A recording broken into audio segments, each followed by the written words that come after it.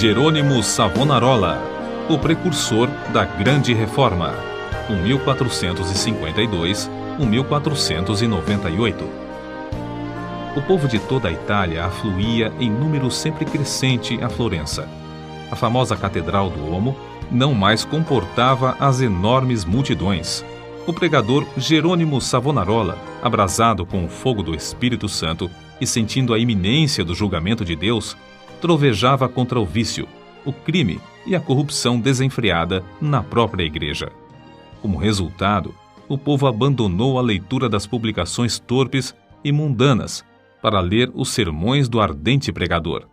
Deixou os cânticos das ruas para cantar os hinos de Deus. Em Florença, as crianças fizeram procissões, coletando as máscaras carnavalescas, os livros obscenos e todos os objetos supérfluos que serviam à vaidade. Com isso, formaram em praça pública uma pirâmide de 20 metros de altura e atearam-lhe fogo. Enquanto o monte ardia, o povo cantava hinos e os sinos da cidade dobravam em sinal de vitória. Se o ambiente político fosse o mesmo que depois veio a ser na Alemanha, o intrépido e devoto Jerônimo Savonarola teria sido o instrumento usado para iniciar a Grande Reforma em vez de Martinho Lutero. Apesar de tudo, Savonarola tornou-se um dos ousados e fiéis arautos que conduziram o povo à fonte pura e às verdades apostólicas registradas nas Sagradas Escrituras. Jerônimo era o terceiro dos 7 filhos da família.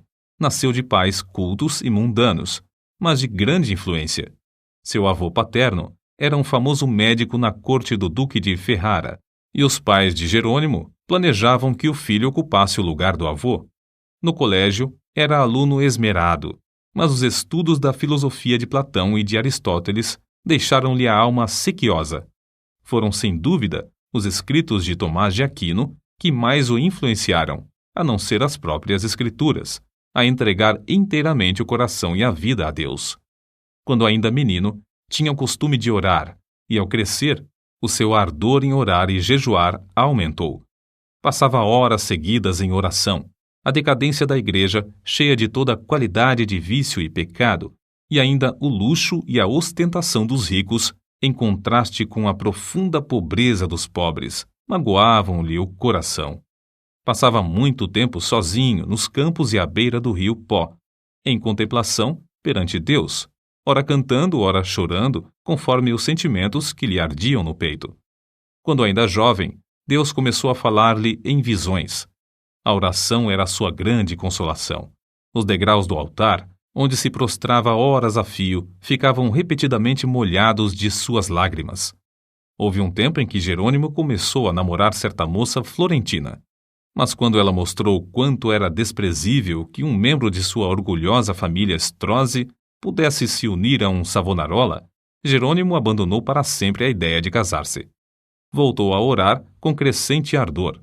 Enjoado do mundo, desapontado acerca dos seus próprios anelos, sem achar uma pessoa compassiva a quem pudesse pedir conselhos, e cansado de presenciar as injustiças e perversidades que o cercavam, coisas que não podia remediar, resolveu abraçar a vida monástica.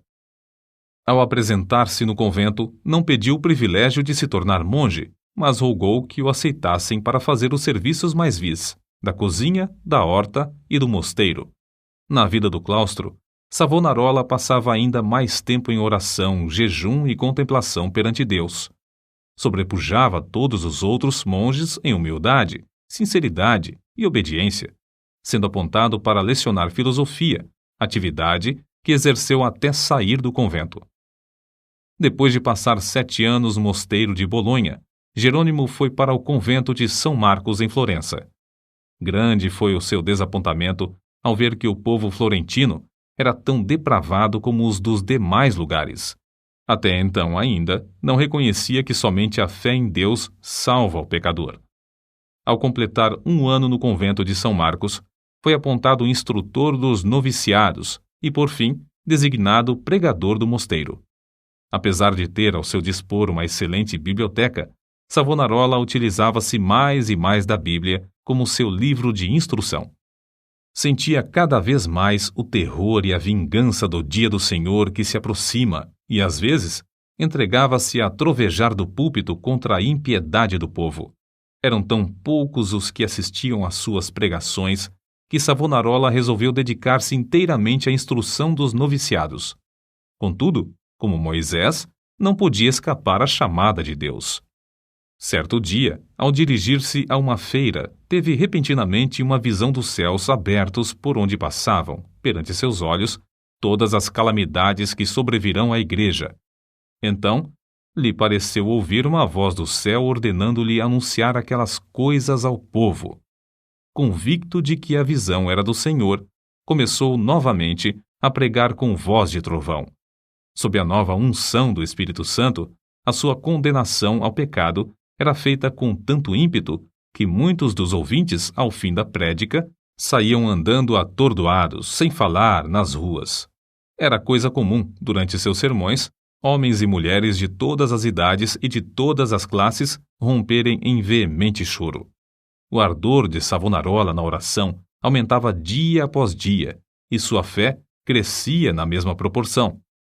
Frequentemente, ao orar, caía em êxtase. Certa vez, enquanto sentado no púlpito, sobreveio-lhe uma visão durante a qual ficou imóvel por 5 horas. Nesse período, todos os presentes à igreja contemplaram o rosto do pregador brilhando. Em toda a parte onde Savonarola ministrava, seus sermões contra o pecado produziam profundo terror. Os homens mais cultos começaram então a assistir às pregações em Florença. Foi necessário realizar as reuniões na Duomo, onde continuou a pregar durante 8 anos. O povo se levantava à meia-noite e esperava na rua até a hora de abrir a catedral. O corrupto regente de Florença, Lorenzo Médici, experimentou todas as formas de abordagem, a bajulação, as peitas, as ameaças e os rogos, para induzir Savonarola a desistir de pregar contra o pecado, especialmente contra a perversidade do regente. Por fim, vendo que tudo era debalde, contratou o famoso pregador Frei Mariano para falar contra Savonarola. Frei Mariano pregou um sermão, mas, pelo fato de o povo não ter prestado atenção à sua eloquência e astúcia, ele não ousou continuar. A essa altura, Savonarola profetizou que Lorenzo, o Papa e o rei de Nápoles morreriam dentro de 1 ano, e assim sucedeu. Depois da morte de Lorenzo, Carlos VIII da França invadiu a Itália, e a influência de Savonarola aumentou ainda mais. O povo abandonou a literatura torpe e mundana para ler os sermões do famoso pregador. Os ricos socorriam os pobres em vez de oprimi-los. Foi nesse tempo que o povo fez a grande fogueira na Piazza da Florença e queimou grande quantidade de artigos usados para alimentar vícios e vaidade.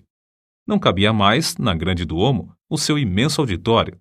Contudo, o sucesso de Savonarola foi muito curto. O pregador foi ameaçado, excomungado e, por fim, no ano de 1498, por ordem do Papa, foi queimado em praça pública. Com as palavras "O Senhor sofreu tanto por mim", terminou a vida terrestre um dos maiores e mais dedicados mártires de todos os tempos. Apesar de continuar até a morte, sustentando muitos dos erros da Igreja Romana, ensinava que todos os que são realmente crentes estão na verdadeira Igreja. Alimentava continuamente a alma com a palavra de Deus. As margens das páginas da sua Bíblia estão cheias de notas escritas enquanto meditava nas Escrituras. Conhecia uma grande parte da Bíblia de cor e podia abrir o livro instantaneamente e achar qualquer texto. Passava noites inteiras em oração e recebia revelações, quando em êxtase ou por meio de visões. Seus livros sobre a humildade, a oração, o amor e outros temas continuam a exercer grande influência sobre os homens. Destruíram o corpo desse precursor da grande reforma, mas não puderam apagar as verdades que Deus, por seu intermédio, gravou no coração do povo.